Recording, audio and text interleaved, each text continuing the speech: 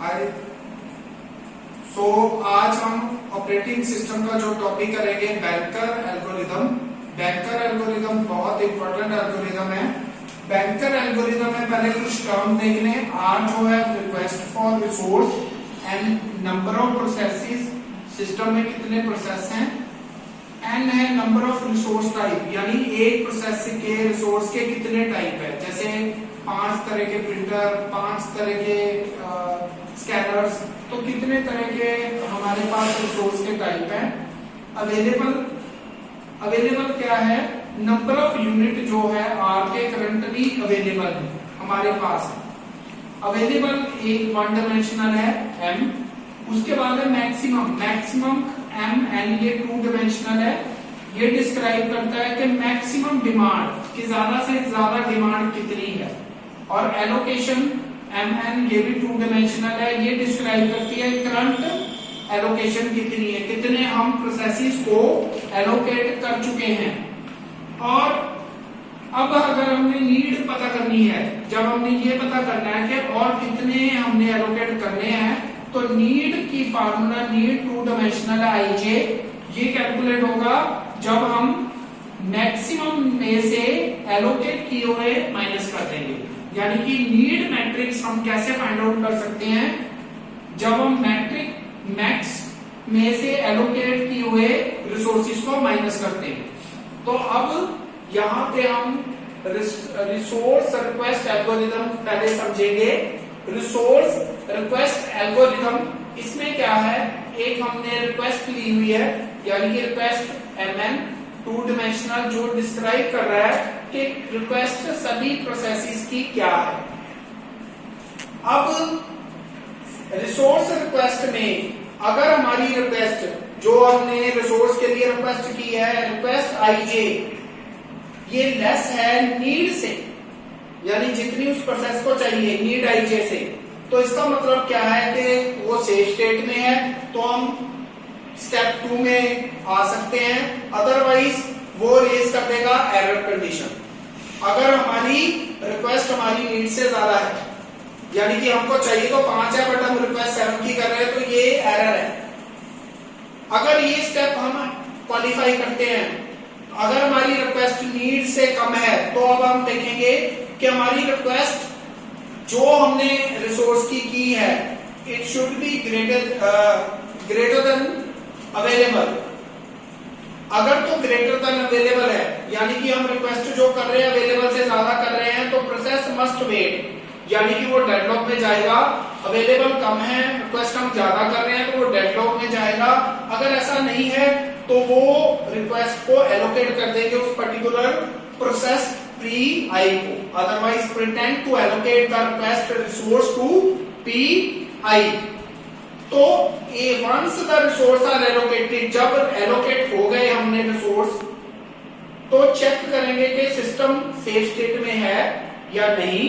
अगर safe state में है तो हम उस सीक्वेंस में उसको एलोकेट करेंगे, अदरवाइज उसको वेट करने के लिए करेंगे और उसको एलोकेट नहीं करेंगे। तो ये सेफ्टी एल्गोरिथम है चेक करने के लिए, सेफ स्टेट के लिए। इसके लिए सबसे हम एक वर्क इंटीजर लेते हैं एरे, जिसमें लेंथ एम है, इनिशियलाइज टू अवेलेबल, जिसको किसके बराबर हम करेंगे, अवेलेबल के, यानी कि जितने अवेलेबल रिसोर्सेज हैं। Let finish be the boolean array of length M. एक हम फिनिश लेते हैं, जिसे हम स्टार्टिंग में फिनिश बुलियन एरे, जिसको हम फॉल्स लेंगे स्टार्टिंग में। अब फाइंड एन आई इस तरह फाइंड आउट करेंगे ताकि हमारा फिनिश आई भी फॉल्स हो और हमारी नीड जो है वो कम हो वर्क से। अगर ऐसा नहीं आई है तो हम स्टेप 4 पे आ जाएंगे। 4 पे हम क्या कह रहे हैं, फिनिश आई को ट्रू कर दो सभी आई के लिए। अगर फिनिश आई हमारी ट्रू है सभी आई के लिए, तो सिस्टम जो है वो सेफ स्टेट में है, अदरवाइज अनसेफ में है। बट अगर हमारा ये स्टेप आई कोई ऐसा है जिसमें फिनिश आई फॉल्स है और हमारी need i less than work है, तो हम थर्ड पे जाएंगे। थर्ड पे work is equal to work plus allocation. जो वर्क हमने लिया, जिसको हमने अवेलेबल के इनिशियलाइज किया था उसमें एलोकेट किए हुए को हम ऐड अप करेंगे, फिनिश आई को ट्रू कर देंगे तो गो टू स्टेप 2 दोबारा। और ये प्रोसेस तब तक चलता रहेगा जब तक हमारा पास कोई प्रोसेस का आई है एग्जिस्ट कर रहा है जो फॉल्स है। फिनिश आई फॉल्स जब तक कोई है और हमारी नीड वर्कर से लेस है तब तक ये प्रोसेस जो है चलता जाएगा। ये है सेफ्टी एल्गोरिथम। इसी एल्गोरिथम को हम एक न्यूमेरिकल के अकॉर्डिंग देखते हैं।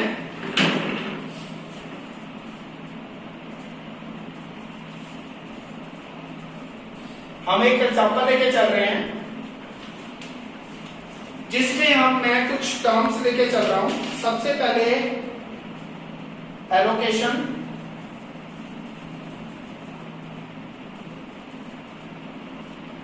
मैक्स, अवेलेबल,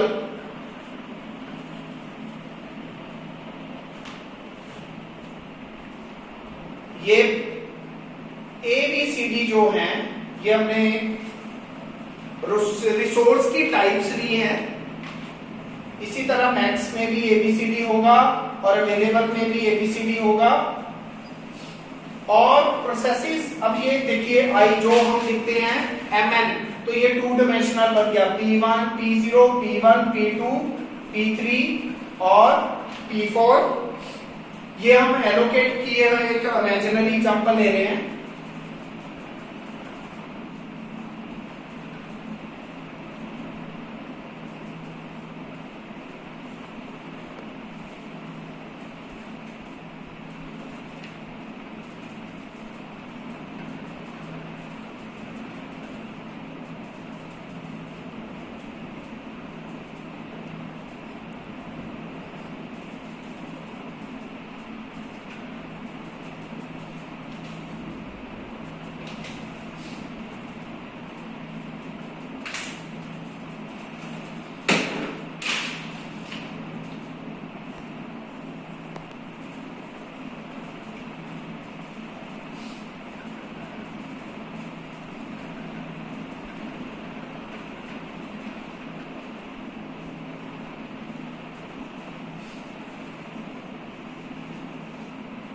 अब इसमें सबसे पहले हम नीड मैट्रिक्स बनाएंगे। नीड मैट्रिक्स में हमने बनाने के लिए ये नीड मैट्रिक्स में नीड कैसे होगा, मैक्स माइनस एलोकेट। तो यहां पे आप मैक्सिमम में से एलोकेट को माइनस करेंगे तो हमारी नीड मैट्रिक्स बन जाएगी हर एक प्रोसेस के लिए ABCD। जैसे कि अब आप यहां पे देख सकते हैं प्रोसेस P0 के लिए A टाइप का रिसोर्स नहीं चाहिए, एलोकेट नहीं हुआ, B का भी एलोकेट नहीं हुआ, C टाइप का एक एलोकेट हुआ है, D के लिए 2 एलोकेट हुए और मैक्सिमम उसको जो रिक्वेस्ट चाहिए वो A टाइप का कुछ भी नहीं चाहिए, B का भी नहीं चाहिए, C का भी 1 चाहिए और D का 2 चाहिए। तो यहाँ पे जितना उसको मैक्स चाहिए एलोकेट उतने हुए हैं। अगर इसमें से माइनस करेंगे 0 माइनस 0 0, 0 माइनस 0 0, यहां पर अब 1 माइनस 1 0 और 2 माइनस 2 0। इसका मतलब जितनी मैक्स थे उतनी उसको एलोकेट हुए हैं तो वहां पे नीड 0 0 0 0 है चारों रिसोर्सेज के लिए। अब अगर हम T1 के लिए देखेंगे, ये भी लिख लें,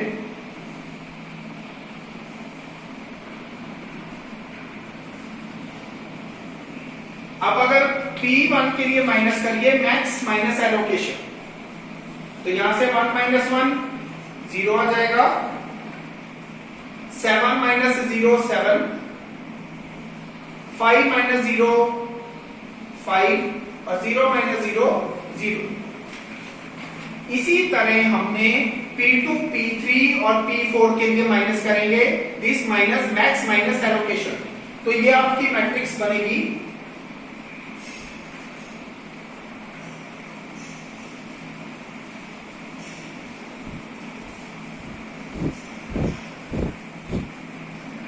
ये आपकी मैट्रिक्स बन गई।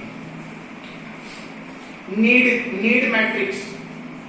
अब हमने एक ऐसा सीक्वेंस बनाना है, हम पहले ऐसे एलोकेट करेंगे इस सेफ्टी एल्गोरिथम के अकॉर्डिंग जिसमें एक सेफ सीक्वेंस में हम जाएं। उसके लिए सबसे पहले है कि वर्क को इनिशियलाइज करेंगे हम अवेलेबल, तो हमारा वर्क क्या बन जाएगा, हमारा वर्क अवेलेबल, और अवेलेबल है 1520।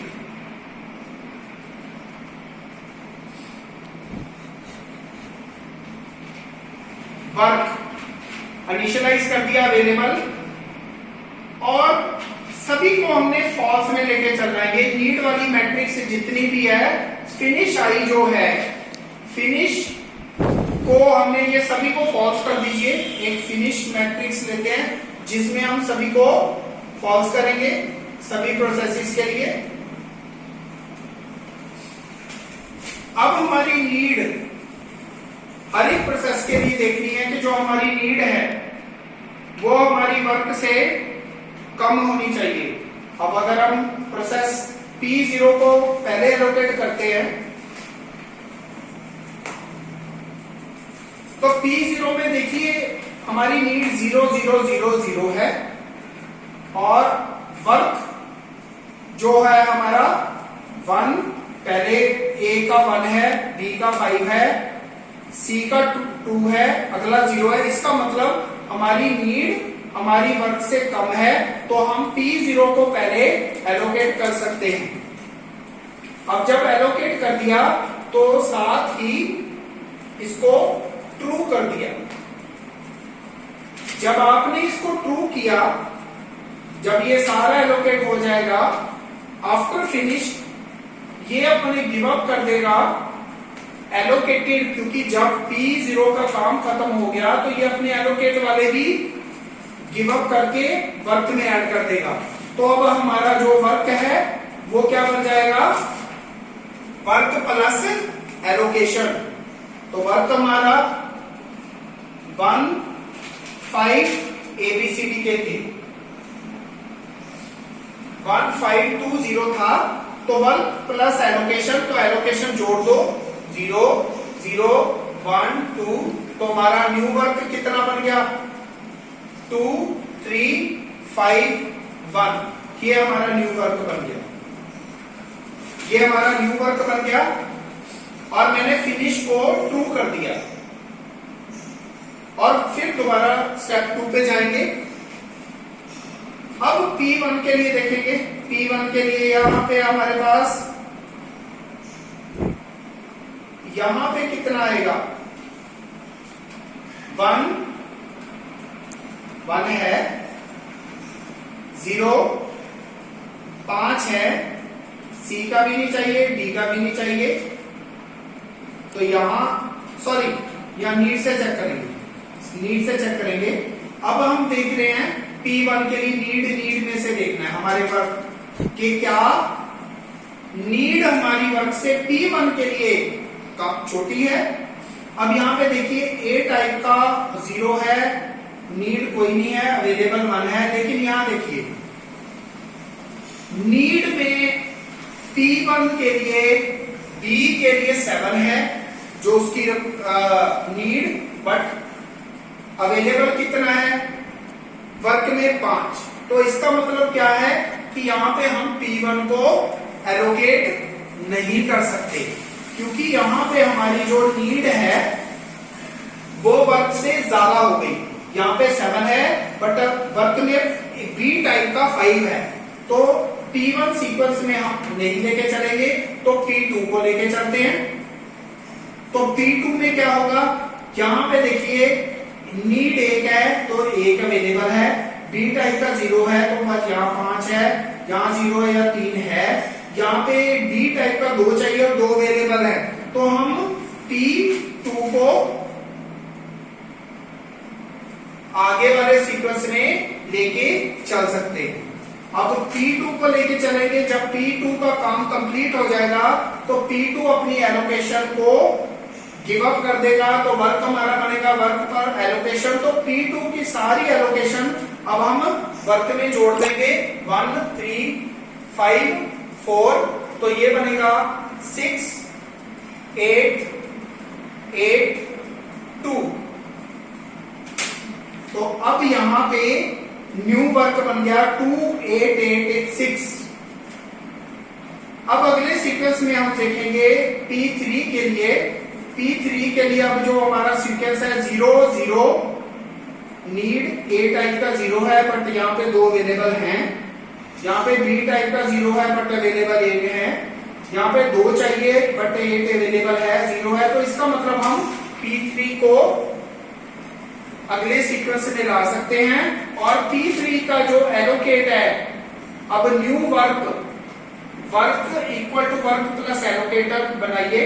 अब नीड फॉल्स। अब सेकंड में जब हमने यहाँ पे P1 के लिए P2 के लिए किया था, तो P2 भी क्रॉस करके हमने 2 करना था, ये 2 कर दिया क्योंकि हम P2 को एलोकेट कर चुके हैं।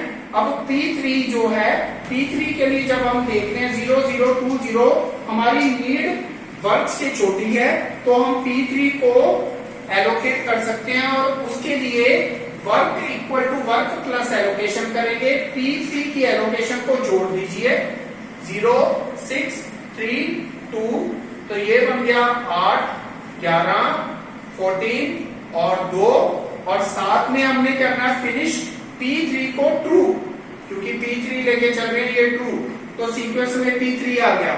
अब P4 के लिए देखेंगे। P4 के लिए A टाइप 0 चाहिए, B के लिए 6 चाहिए, 14 अवेलेबल हैं। C टाइप का 4 चाहिए, 11 अवेलेबल हैं।